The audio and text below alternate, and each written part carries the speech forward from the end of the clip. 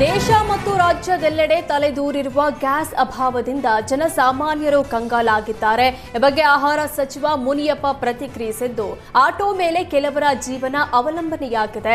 ಸಾವಿರಾರು ಜನ ಇದರಲ್ಲಿ ಜೀವನ ನಡೆಸುತ್ತಿದ್ದಾರೆ. ನಾನು ಕೂಡ ಕೇಂದ್ರಕ್ಕೆ ಪತ್ರ ಬರೆದಿದ್ದೇನೆ.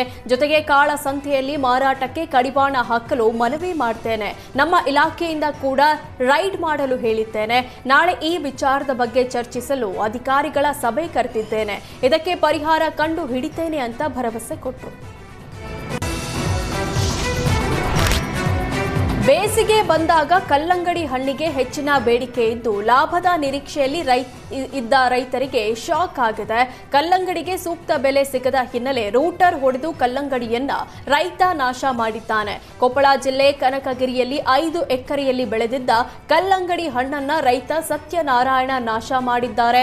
ಎಕರೆಗೆ 1 ಲಕ್ಷ ಖರ್ಚು ಮಾಡಿದ್ದ ರೈತ ಸತ್ಯನಾರಾಯಣ ಮಾರುಕಟ್ಟೆಯಲ್ಲಿ ಸೂಕ್ತ ಬೆಲೆ ಸಿಗದ ಹಿನ್ನೆಲೆ ಬೇಸತ್ತು ಆತುರದ ನಿರ್ಧಾರ ತೆಗೆದುಕೊಂಡಿದ್ದಾರೆ.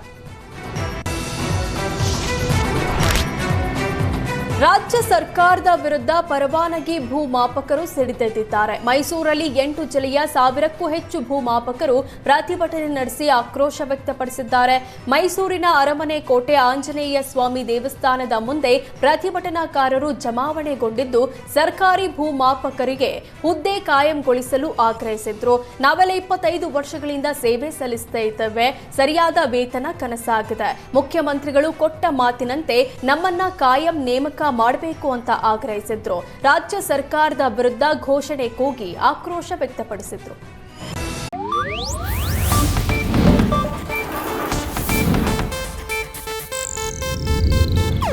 ಇದು ಏಷ್ಯಾನೆಟ್ ನ್ಯೂಸ್ ನೆಟ್ವರ್ಕ್ ಪ್ರಸ್ತುತಿ.